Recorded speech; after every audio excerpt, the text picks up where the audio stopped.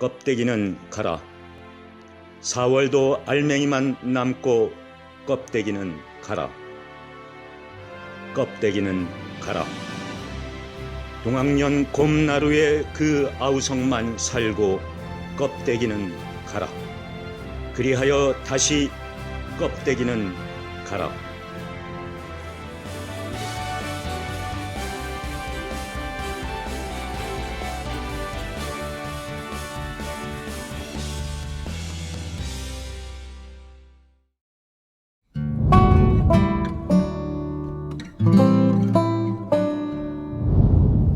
이 사진은 신동엽 시인이 명성여고에 근무하던 시절에 그러니까 문해부 지도하고 있는 그런 모습이죠. 신동엽 시인 당시의 자료들을 이렇게 많이 찾아보니까 졸업 앨범들 이런 걸 찾아보니까 함께 수학여행 간 사진이라든가 이렇게 굉장히 많이 있습니다. 그때 교복 입은가 교복? 초등학교 교복. 네, 그렇죠. 이해하는... 안녕하세요. 신동엽 문학관 상주작가 이영산입니다. 신동엽 시인 사후 50주년 이후에 밝혀진 자료를 통해서 다시 읽는 신동엽의 시 이야기입니다. 오늘은 학생들, 청년들과 함께했던 신동엽의 시간, 그 젊은 시절의 이야기를 해보겠습니다.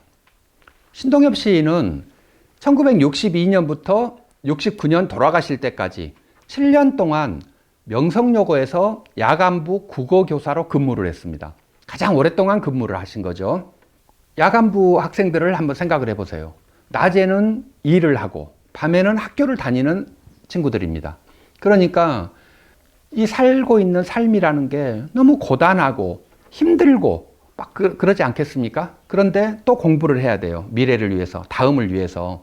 그 학생들을 바라보는 신동엽 시인의 그 연민 그리고 사랑이 가득 들어있는 이 눈빛, 이런 게 신동엽 시인의 시들에 굉장히 많이 남아 있습니다. 또 하나가 신동엽 시인은 명성여고에 있을 때 교지편집위원회 지도교사 활동을 했습니다. 명성여고 교지 이름이 성원이에요. 별밭에라는 거죠. 그래서 그 권두시를 남긴 적이 있습니다. 별밭에라고 하는 시인데요. 별밭에선 지금 한창 영겁으로 문 열린 칠렁사랑이 빛나는 등불 마냥 오손도손 이야기되며 있는데요.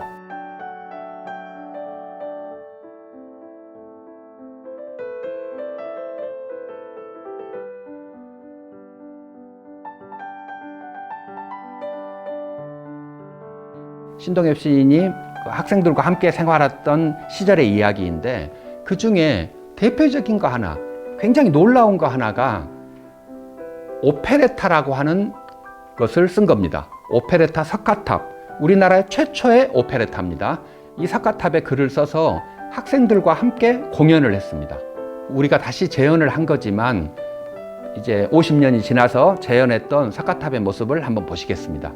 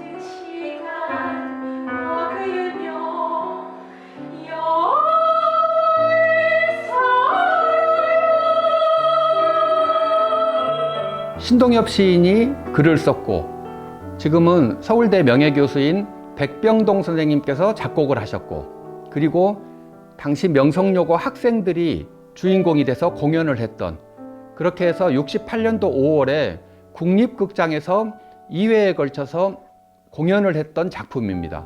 대한민국 최초의 오페레타인데요. 이 석가탑이라고 하는 오페레타는 석가탑을 세우기 위해서 우주의 소리를 창조하기 위해서 고뇌하는 백제의 석공 아사달, 그리고 그 아사달을 찾아 나선 연인 아사녀, 또 한 명이 아사달의 예술혼에 반해서 사랑에 빠진 신라의 수리공주, 이 세 명의 사랑 이야기인데요. 뭐 이런 게 한 가지 이야기라면, 또 백제 유민으로서 신라에 가서 석공을 해야 됐던, 그리고 그 남편을 찾아가야 했던 이 디아스포라들의 이야기가 함께 섞여 있는 굉장히 사랑스러운, 그런데 또 비극적인 이야기입니다. 신동엽 시인은 교사로서 가장 오랫동안 근무를 했는데요.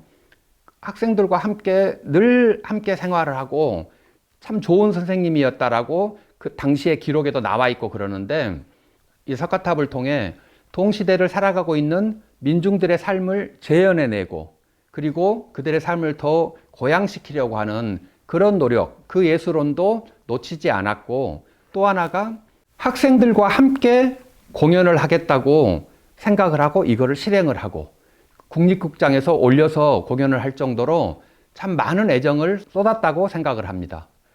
그렇게 보면 신동엽 시인이 남긴 교실에서라고 하는 그 시 한 구절 한 구절은 굉장히 다시 더 다가오는 것 같습니다. 교실에서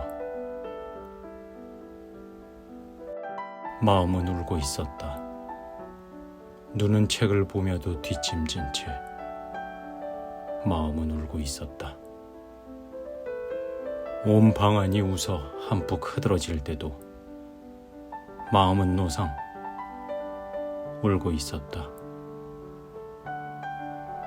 아니라고 너는 쳐올 테지만 그 소리 들은 분은 꼭 있었으리라. 영혼을 뚫고 가는 늘매기 울음보다 어둡고 짙은 그 깊은 소리, 그 답답한 소리, 마음은 울고 있었다. 노상걸음 걸으며도 눈은 반감은 채 그 무너지는 울음을 울고 있었다.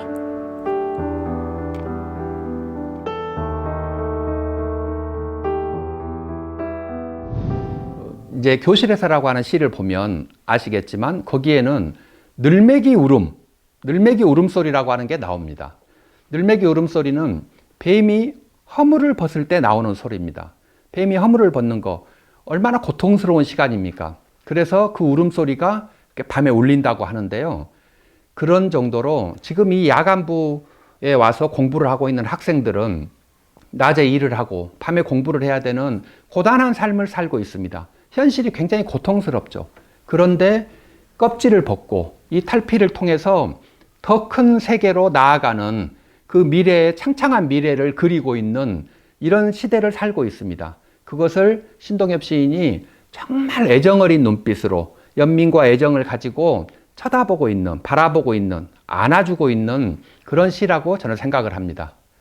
신동엽 사후 50주년 이후에 발굴된 자료를 통해서 다시 읽는 신동엽의 시.